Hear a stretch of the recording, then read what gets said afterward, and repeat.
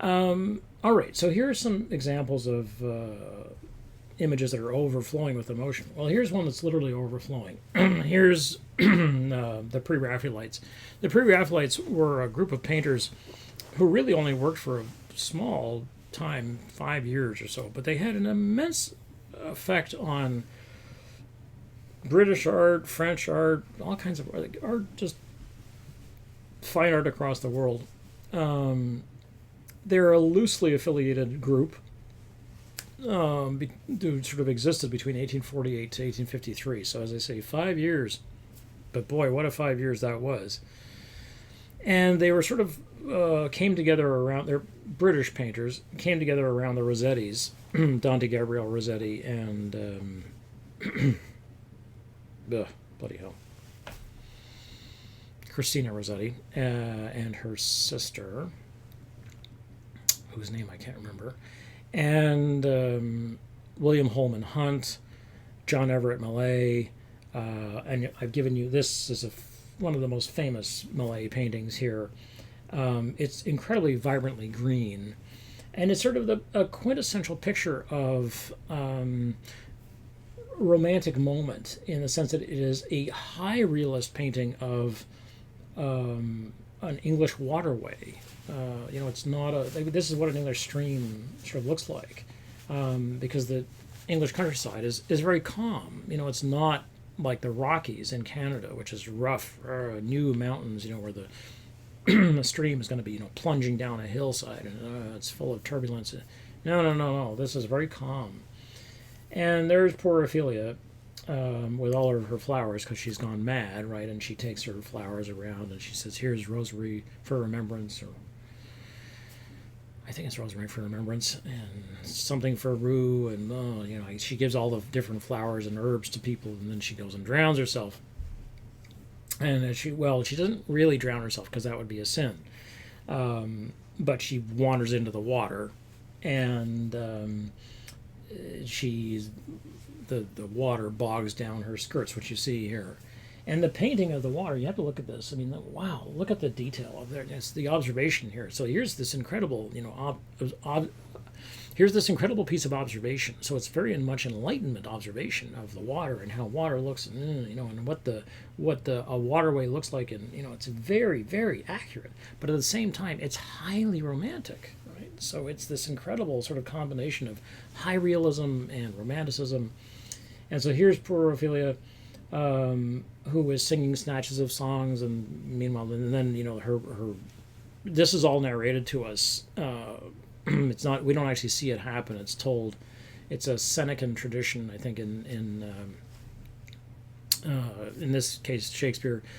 This is Ophelia from Hamlet, and so it's her death is narrated because it would be too hard to show this on the stage. You couldn't show this on the stage. How could you show it to people? How could they see it? So the water bogs down her dress, and then the dress drags her down, and she drowns, and they have to fish her out of the water. And so it's a very romantic death and death is always romantic, especially if you're dying of TB, tuberculosis, because you slowly pine away, and you have this cough, and you look pale, and it's the poet's disease. It's often considered to be the poet's disease. It's considered to be the poet's disease because if you're a poet, you're not making any money, so that hasn't changed. And the only lodging you can afford is up in a garret, and the garret is the part of the building that's just up basically underneath the eave, so it's the attic room. Often has a skylight, so it's pretty but cold. And so in the winter, the things that are going to grow will be things like tuberculosis. You are going to be more prone to getting a tubercular infection, and getting a cough, and being in wet, constantly wet and cold. So that's why tuberculosis comes to be associated with poets. And then a young death. So dying young when you're still beautiful. I think I may have quoted this to you before, but it's what the character in True Romance, I guess it is, quotes. Live fast, die young, leave a good-looking corpse. That's Romanticism. So here are the Pre-Raphaelites. This is one of their famous paintings. And so this is a direct illustration of Hamlet. And then here's a picture of Waterhouse's Lady of Shalott. And this is about 30-some years later. Lady of Shalott, again, Arthurian legendary. The Romantics were in love with the English Romantics were in love with Arthurian legendary, because basically this sort of concept of, this is where we get this concept of fairy tales, basically, that you're sort of used to, come from this era, and then they're turned into Disney and they're sanitized. So it's all very clean. Everybody's wearing white and they've got long hair and they have these little, so it's all, yeah. So Lady of Shalott, basically sort of one of these, the lady sees Lancelot, and Lancelot has heard about the Lady of Shalott, then she dies, then he weeps for her, that's it, courtly love, Yes, they never get together. No TikTok for them. Okay, and then to give you an idea of, like, here's Angelina Jolie in an updated version of this somewhere in Cambodia, I suppose. Cambodia, right. And when I saw this, I was like, oh, look at this, Romanticism, how about that? Because this is like, it's the same ideas, taking one of these sort of idealistic or idealized natural settings, you put I guess what people consider to be a beautiful woman, not for me, but anyway, a beautiful woman down in the romantic setting, and it's nature. It's all, nature girl. And she's not dying, but she does have Louis Vuitton, so, it's all good. And, so I call this Our Lady of Money. Presumably she's going to then take this money and donate it to some worthy cause, like building another house in Hollywood. Okay, so then and then what other things, apart from Arthurian legendary, did they love? Well, actually, here's a bit of both. So here's the beguiling of Merlin, which happens where one of the young witches wants to learn Merlin's secrets, so she beguiles him and conks him out, basically, and steals his power. Okay, that's, very romantic. The woman who's going to come after men's power, it's going to be a lot of sexual fun, but then in the end, not good for not good for him. You can see how these are male fantasies, right?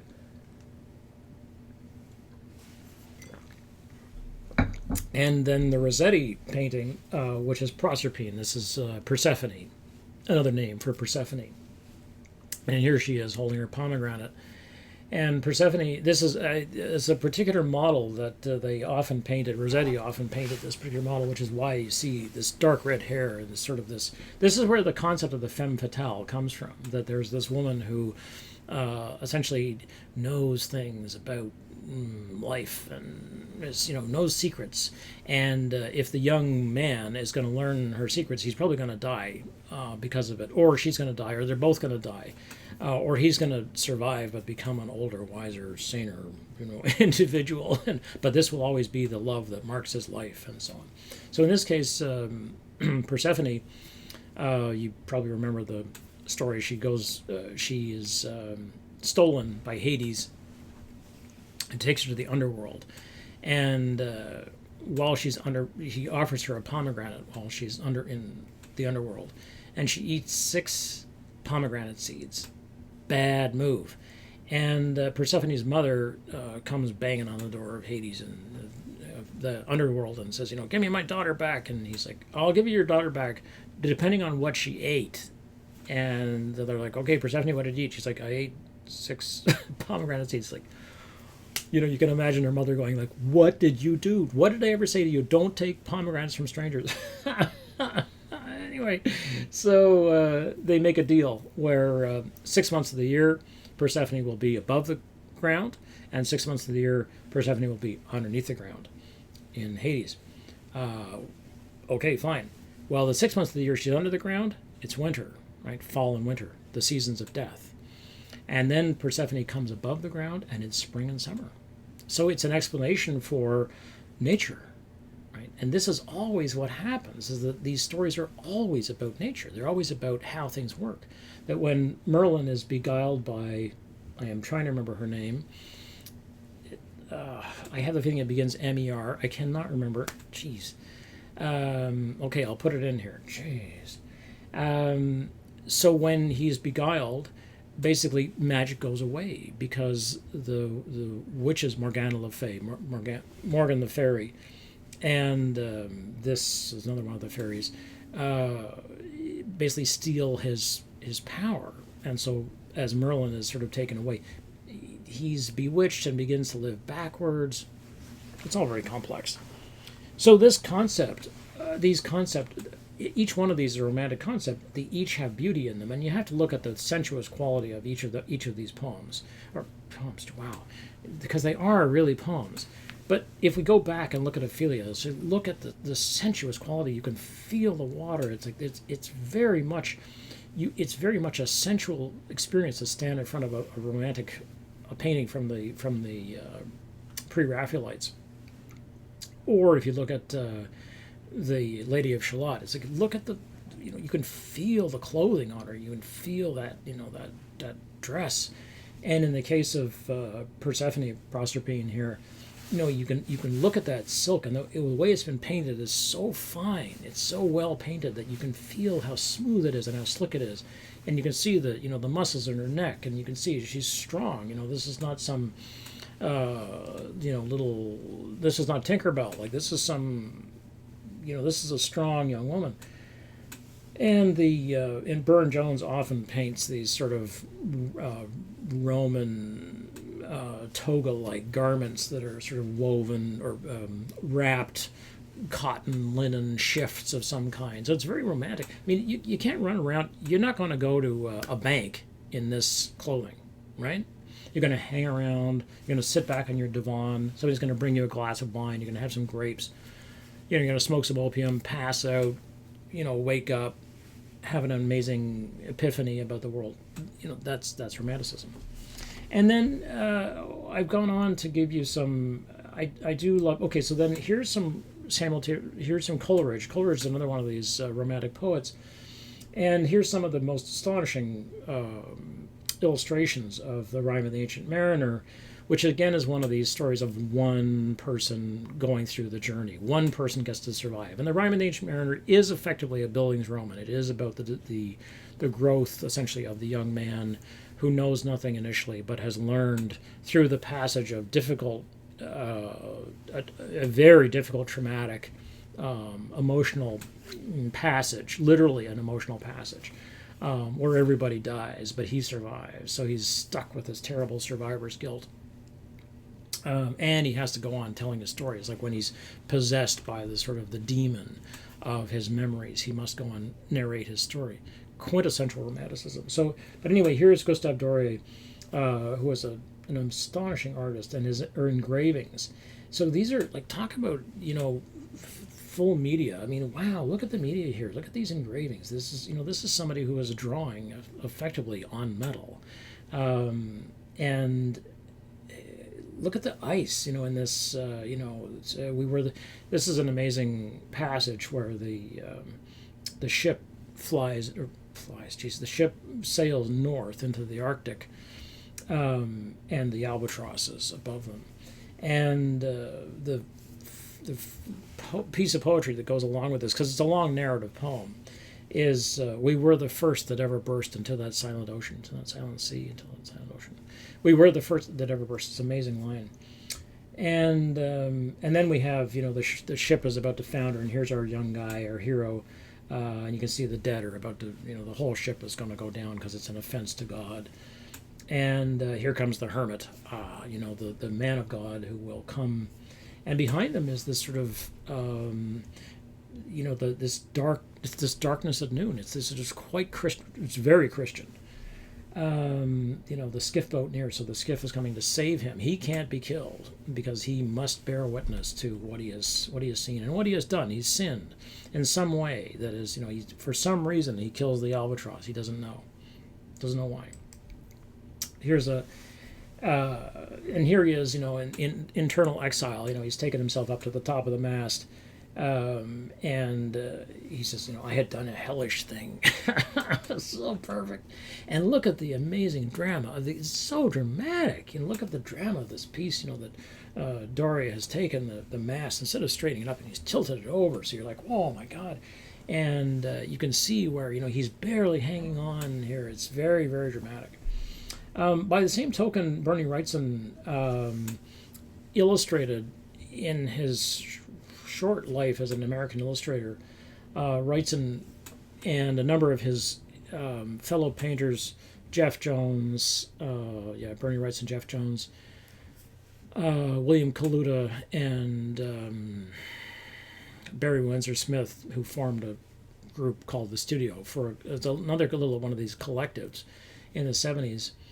In New York, interestingly enough, Wrightson takes on himself the illustration of Frankenstein, and he does these amazing ink drawings, paintings of Frankenstein, which look like engravings, but they're not. And he sort of kind of ruined his health doing it. It took him about 10 years or so to do these paintings, drawings. And I've scanned for you the end papers here. So here's Frankenstein's monster, which never has a name, right? It's just always called the monster, out on the ice floes. And so here's, a contemporary romantic artist illustrating the quintessential romantic novel, Frankenstein. He sprang from the cabin window as he said this upon the ice raft which lay close to the vessel. He was soon borne away by the waves and lost in the darkness and distance. Wow. And that's the end of the book. No more than that. That's it. If you didn't figure it out by then, you're not going to figure it out after.